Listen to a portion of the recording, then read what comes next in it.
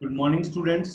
आज आप अपना अगला पार्ट लेके आए हैं deductions of out of gross total income the third part. पहले दो पार्ट से ਵਿੱਚ ਅਸੀਂ ਕੁਝ डिडक्शन डिस्कस कर चुके हैं, ਜਿਵੇਂ ਕਿ deduction regarding approval approved saving in provident fund, life insurance premium, deduction in respect of contribution to pension fund, deduction in respect of contribution to national pension scheme, investments made in notified equity saving schemes, deduction in respect of medical insurance premium, ATD, and deduction in respect of maintenance including medical treatment of dependent, that is person with disability। ਇਹ deductions ਆਪਾਂ ਆਪਣੇ ਪਿਛਲੇ ਦੋ lectures ਦੇ ਵਿੱਚ ਆਪਾਂ discuss ਕਰ ਚੁੱਕੇ ਹਾਂ। ਇਸ ਤੋਂ ਬਾਅਦ ਹੁਣ ਅਗਲੀਆਂ डिडक्शन ਚੱਲ ਰਹੇ ਆਪਾਂ। नेक्स्ट डिडक्शन अपने को deduction in respect of medical treatment extra, section 80 DDB। Medical treatment ते खर्चा जे हुंदा है तो ਉਹਦੇ ਵਾਸਤੇ ਜਿਹੜੇ ਸਾਡੇ ਕੋਲ ਪਹਿਲੇ ਆਪਸ਼ਨ ਸੀ 80D, ਉਹਦੇ ਵਿੱਚ ਅਸੀਂ ਇੰਸ਼ੋਰੈਂਸ ਕਰਾ ਲੈਂਦੇ ਹਾਂ, ਇੰਸ਼ੋਰੈਂਸ ਕੰਪਨੀ ਪੇ ਕਰਦੀ ਹੈ। ਜੇ ਅਸੀਂ ਆਪ ਖਰਚਾ ਕੀਤਾ ਤਾਂ ਉਹਦੇ ਵਾਸਤੇ ਅਸੀਂ ਕਿੱਦਾਂ ਕਲੇਮ ਕਰ ਸਕਦੇ ਹਾਂ? ਤਾਂ ਇਹ ਸੈਕਸ਼ਨ 80 DDB ਹੈ। It is allowed to individual and HUF who is resident in India only to individual and HUF resident in India, status होना था रेजिडेंट होना चाहिए। Amount paid for medical treatment of disease और ailment specified by board. Disease या ailment जिहड़ियां board ने specified कीतियां, board कौन? Central board of direct taxes, उन्हें स्पेसिफाई कीतियां। उन्हां ते अगर ट्रीटमेंट मेडिकल ट्रीटमेंट उन्हां डिसीजेस दे विचों किसी डिसीज ते खर्च होया है, expenditure must incurred for himself और डिपेंडेंट। डिपेंडेंट ਦੇ ਵਿੱਚ ਕੌਣ ਹੈ? Spouse, children, parents, brother and sisters who are wholly and mainly dependent on him, and in case of HUF any member of HUF। deduction is allowed actual expenditure incurred or ₹40,000 whichever is less। जिन्ने खर्चे किते हैं या 40,000 रुपया whichever is less तक की deduction मिलेगी। in case expenditure on treatment of senior citizen then actual amount of or ₹1 lakh, actual amount और ₹1 लाख whichever is less। ठीक है, अगर सीनियर सिटीजन ते खर्चा होया तो actual amount of 1 lakh whichever is less is on deduction मिलेगी। if any amount received as claim under medical insurance claims then the amount of deduction is reduced by such amount received। हाँ जी बेटा, अगर तुहानू किसी जगह तो कोई पैसे वापस मिल जाते इस ट्रीटमेंट के, it may be from employer, it may be from insurance companies। अगर वो पैसे वापस मिल रहे हैं, कुछ पैसे जिन्ने पैसे वापस मिले उन्होंने बिठा के बाकी का खर्चा क्लेम किया जा सकता है। ठीक है, ਉਹਦੇ ਹਿਸਾਬ ਨਾਲ ਚੱਲੇਗਾ। ਲਿਮਟ ਉਹੀ ਹੈ 40,000 ਤੇ 1 lakh. Notified disease under section 80 DDB rule 11 DD। ਇਹਦੇ ਵਿੱਚ ਨੋਟੀਫਾਈਡ ਡਿਸੀਜ਼ ਕਿਹੜੀਆਂ ਨੇ? ਸਭ ਤੋਂ ਪਹਿਲੇ ਨਿਊਰੋਲੋਜੀਕਲ ਡਿਸੀਜ਼ਸ ਹੈ, ਇਹਦੇ dementia, dystonia, musculorum deformans, motor neuron disease, ataxia, chorea, hemoblastoma, aphasia, Parkinson's disease, cancer, second है cancer, full blown acquired immunodeficiency syndrome, AIDS, chronic renal failure, haemophilia and thalassaemia. इन्हां चो कोई बेटा बीमारियां दा आपां नूं डिटेल च पता भी नहीं होएगा, पर इन्हां चो किसी भी बीमारी के ट्रीटमेंट ते अगर खर्चा किया तो वो आपां नूं डिडक्शन मिल जाएगी। Illustration 3, mister x is a government employee and his age is 65 year, his 65-year-old father who is not dependent on him and his son are suffering from notified illness, he has incurred the following expenses on treatment। on his own treatment 50,000, amount reimbursed by employer 20,000, on treatment of son insurance claim received, on treatment of his father insurance claim received। calculate the amount of deductions under section 80 DDB, also calculate the amount of this deduction in case of his father is dependent upon him। दो case बनाने पैणगे सानू, एक बारी जे father dependent है, दूसरी बारी no dependent है। calculation of deduction under section 80 DB, no deduction of any expenditure incurred on treatment of his father who is not dependent on him। पहला केस सानू ऊपर क्वेश्चन जी लिखा है father is not dependent on upon him, जो non dependent है तो फिर उन्हें सिर्फ अपने बेटे का जो ट्रीटमेंट वो क्लेम करेगा या अपना ट्रीटमेंट क्लेम करेगा।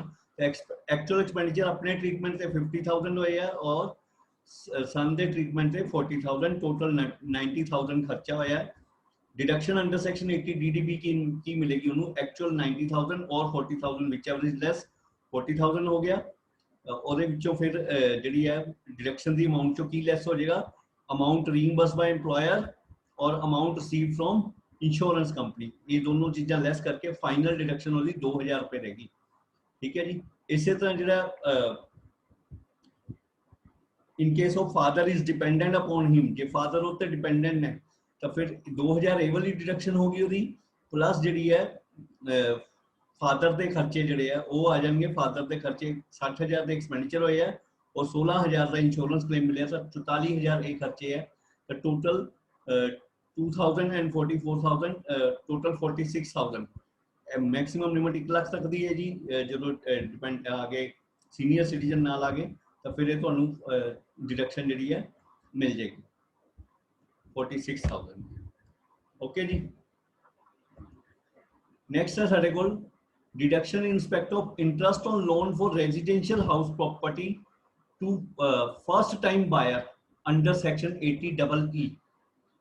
हाँ जी, deduction in respect of loan for just बेटा एक मिनट लगता है, सॉरी 8 है। Deduction in respect of interest on loan taken for studies, studies वास्ते अगर लोन लिया है तो ਉਹਦੇ वास्ते डिडक्शन जी है वो कितनी अलाउड है ਉਹਦੀ ਆਪਾਂ ਗੱਲ ਕਰਨ ਜਾ ਰਹੇ हैं। हाँ जी, deduction allowed to individual for interest paid during the year on loan taken to pursue higher studies of his own spouse और of his her child and any other student for whom assessee is the legal guardian। यानी अपनी पढ़ाई वास्ते या बच्चों की पढ़ाई वास्ते, वाइफ की पढ़ाई वास्ते या जिहदा किसी बच्चे का वो लीगल गार्डियन है तो उसकी पढ़ाई वास्ते अगर खर्चा किया उसदे वास्ते लोन लिया तो उस लोन के इंटरेस्ट की डिडक्शन मिलेगी। Loan has been taken from any financial institution or an approved charitable institution। Financial institution या approved charitable institution तो loan लिया होना चाहिए। Deduction allowed for initial assessment year and 7 assessment year immediately succeeding the initial assessment year or until the interest and loan referred above is paid by assessee in full whichever is earlier।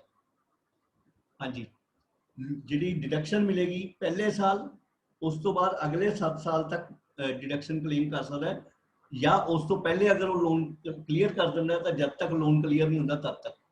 ठीक है, यानी total 8 साल तक deduction मिल सकती है interest on loan दी, loan for education purposes. हाँ जी, देन नेक्स्ट है deduction in respect of interest on loan for residential house property to first time buyer. पहली बारी जिन्हें घर खरीदना होवे ਉਹਦੇ ਵਾਸਤੇ डिडक्शन ਦਿੱਤੀ गई है section 80EE। allowed to individual for interest on loan taken from any financial institution for acquiring residential house property for the first time। पहली बारी ਜਦੋਂ ਉਹਨੇ घर खरीदना है तो ਉਹਦੇ ਵਾਸਤੇ ਜਿਹੜੀ ਹੈ ਇਹ ਉਹਨੂੰ ਅਲਾਉਡ ਕੀਤੀ ਗਈ ਹੈ deduction. Deduction allowed up to ₹50,000, 50,000 ਦੀ डिडक्शन। ਇਹ डिडक्शन ਜਿਹੜੀ ਹੈ ਉਹ इंटरेस्ट की ही डिडक्शन मिलनी है, पर जी सैक्शन 24(1) जो इंटरेस्ट क्लेम करते हो सैल्फ ऑक्यूपाइड हाउस का 2 लाख रुपए का, उस तो एक्सट्रा मिल जाएगी 50,000 रुपए। ठीक है, बशर्ते कि इंटरेस्ट की टोटल अमाउंट उन्नी बने, टोटल इंटरेस्ट वध बनना चाहिए ता ही मिलेगी। पहले उधर जो 2 लाख क्लेम कर लिया, जो टोटल इंटरेस्ट ही 2 लाख सीगा तो फिर इधर 50,000 एक्स्ट्रा नहीं मिल सकता। ठीक है, loan sanction by financial institution during financial year 16-17, 2016-17 financial year they which loan sanction होया होना चाहिए, ਉਹਦੇ वास्ते 50,000 की डिडक्शन एक्स्ट्रा मिलनी है।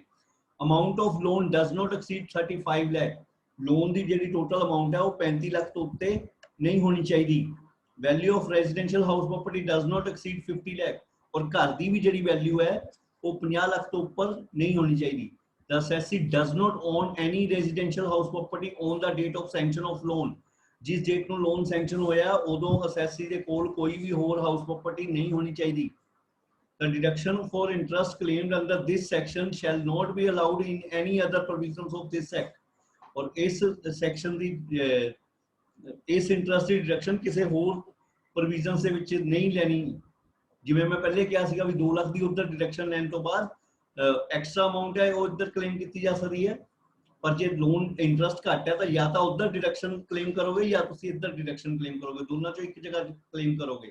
मान लो इंटरस्ट ही तुहाडा 50,000 तो थल्ले बन रहा तो फिर वो इधर ही क्लेम कर सकते हो, उधर भी क्लेम कर सकते हो। The benefit of deduction shall be allowed till repayment of loan continues। और ये डिडक्शन जब तक लोन पूरा रीपे नहीं कर देंगे तब तक कॉन्टिन्यूअस रहेगी। हाँ जी, देन डिडक्शन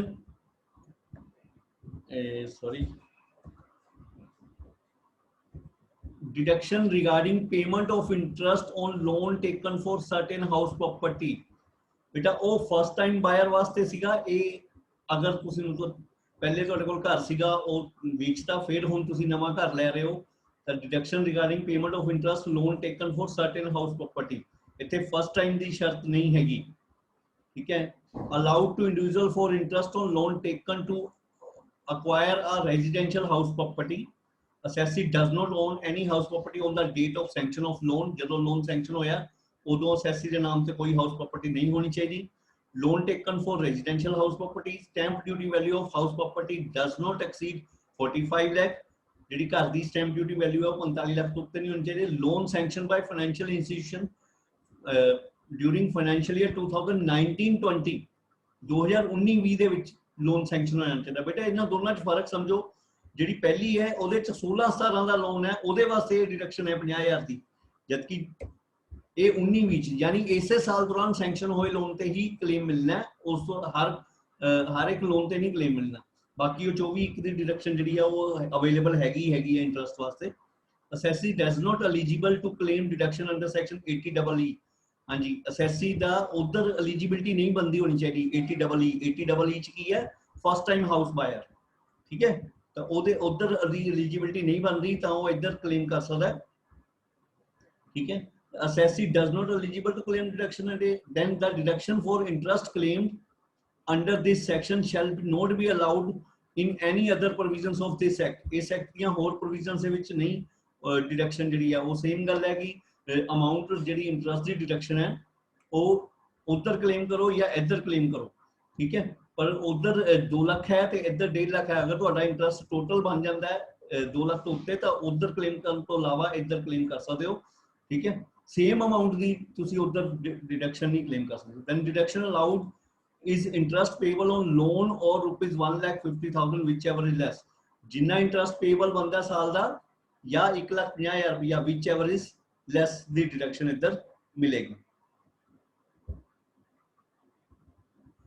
हाँ जी, then deduction in respect of purchase of an electrical vehicle. Government जी है पोल्यूशन कंट्रोल वास्ते इलैक्ट्रिकल व्हीकल नु परचेज की प्रमोशन दे रही है तो वो बेस से डिडक्शन ही मिलती है। Deduction is allowed to an individual who has taken loan from financial institution for purchase of an electrical vehicle. The deduction is for interest on such loan. हाँ जी, जिहड़ा फाइनेंशियल इंस्टीट्यूशन तो तुसीं loan ले सकते हो इलैक्ट्रिक व्हीकल खरीदने वास्ते, इंटरस्ट की डिडक्शन मिलेगी। Loan has been sanction between 1 April 19 to 31 March 23। यानी हुण भी अगर तुसीं कोई लोन लैंदे हो तो वो लोन के इंटरस्ट की डिडक्शन जिहड़ी है क्लेम कर सकते हो इनकम चों। Amount of deduction is interest payable during previous year और ₹1,50,000 विच एवर इज लैस। जिहड़ी डिडक्शन है वो 1.5 लाख रुपए तक दी मिलेगी। Then if assessee claims deduction under section 80EEB, he cannot claim deduction of such interest in any other provisions of this act। हाँ जी, ऐसे interest की किसी होर प्रोविजन, वैसे किसी होर प्रोविजन च इंटरस्ट की डिडक्शन अलाउड ही नहीं हैगी। हाउस प्रॉपर्टी वाली जरूर अलाउड सीगी। ठीक है, ऐसे इंटरस्ट की सेम इंटरस्ट की तुसी दूजी जगह क्लेम नहीं कर सकते, एक जगह ही क्लेम कर सकते हो। ठीक है, हाँ जी, ओके बेटा, थैंक यू। अज के टॉपिक लिए अज इतों तक डिडक्शंस कीतियां। अगले लैक्चर दे विच आपां deduction under section 80G discuss करनी है, जिहड़ी कि सब तो मेन डिडक्शन है। ठीक है, okay, thank you all. Reference वास्ते तुसी कल्याणी पब्लिशर की बुक देख सकते हो, direct tax laws by VP Gaur and Pooja Gai. Okay, thank you all.